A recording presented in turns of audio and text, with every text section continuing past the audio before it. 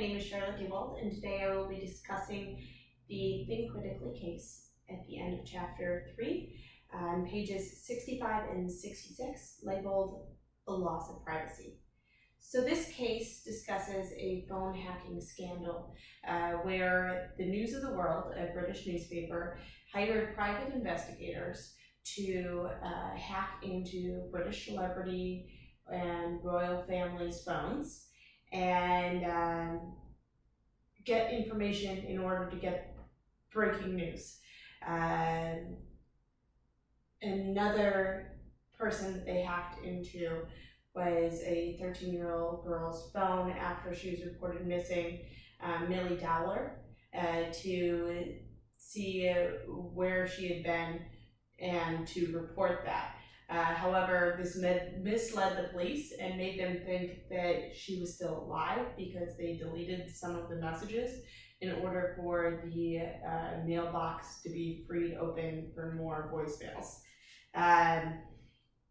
They also bribed the police, and this happened between 2003 and 2007 with all the scandals. In 2011, the News of the World was closed, and in February of 2012, its replacement, Sun on Sunday, started. So the first question in this case study is, why would the newspaper journalists resort to such methods in order to deliver breaking news? And when you're looking at corporate culture, often when you're in the middle of everything, you justify why you did what you did in order to achieve certain results.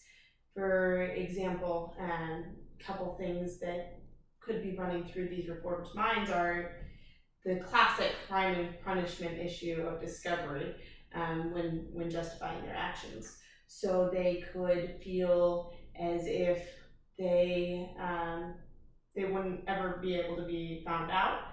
So without being found out, without being discovered, their actions were okay. Another justification that they might have used is that ultimately the activity helped the company that they were working for, and not only would it help the company, but if the company found out, they would condone the actions of the reporters. These are justifications that are listed on page 33 of our textbook. Another reason why they might have used these unethical actions, breaking into the phones and hiring the private investigators and bribery, could be because they felt like they were using a more utilitarian approach to the ethical dilemma. They could think that they were doing a greater good than harm in this situation. By telling the general public about the issues in the news, they could feel as if they were doing a service to the community rather than acting unethically. The next question, it says, if phone hacking and bribery occurred in 2003, how is it possible that the story was not made public until 2009?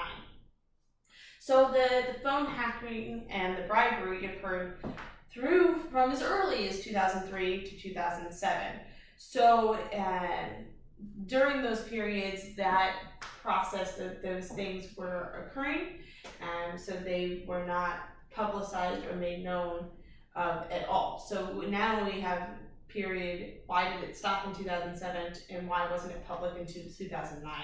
And I looked at our textbook on page 151 in chapter 7 of whistleblowing, and what I came to the conclusion of is that whoever ended up speaking out on this issue could have had tried first to go to internal authorities. So they could have tried to do internal whistleblowing before externally publicizing the issue.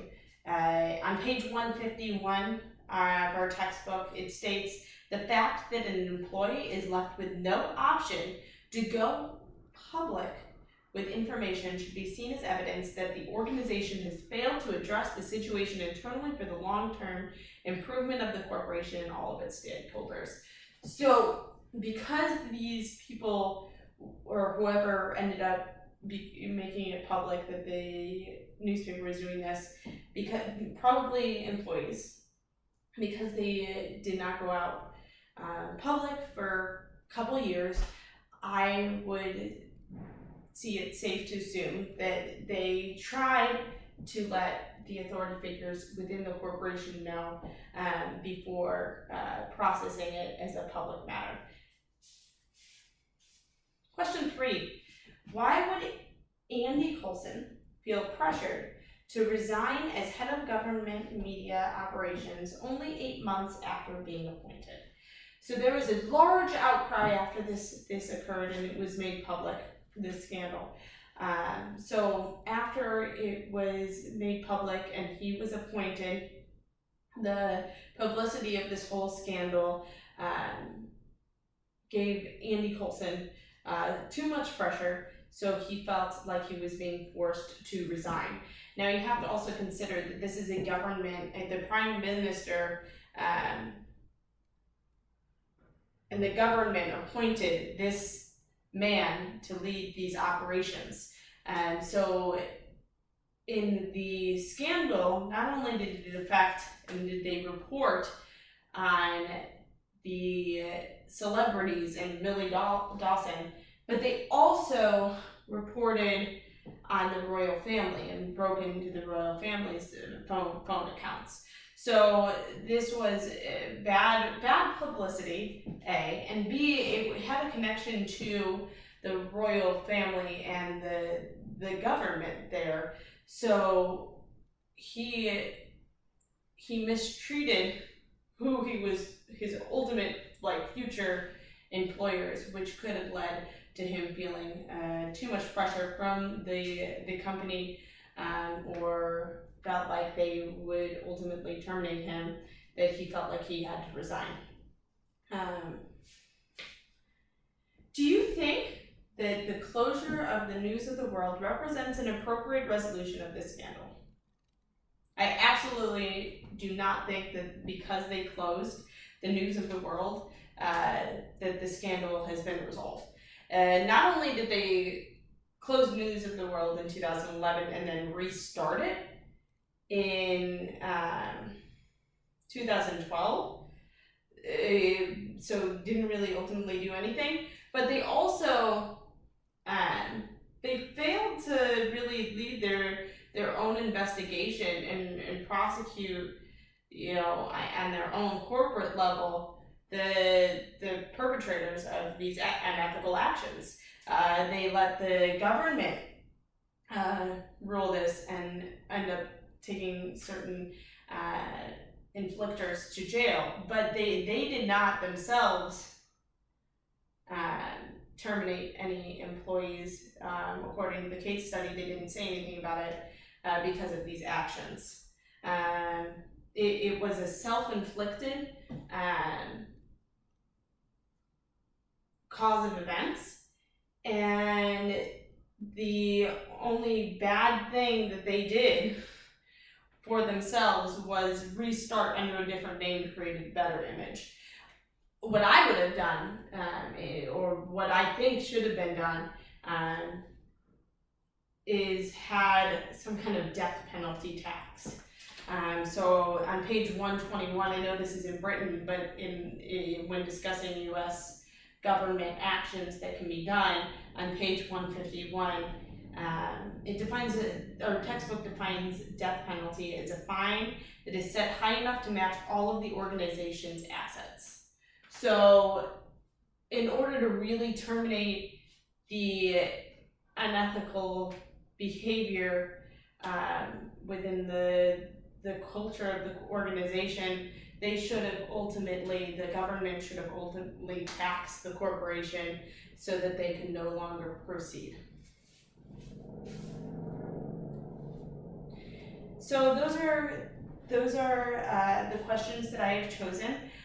for this case study and for my oral presentation. Ultimately, the unethicality of this situation was not resolved, and the people involved were not reprimanded in a proper manner. All right, thank you. Bye.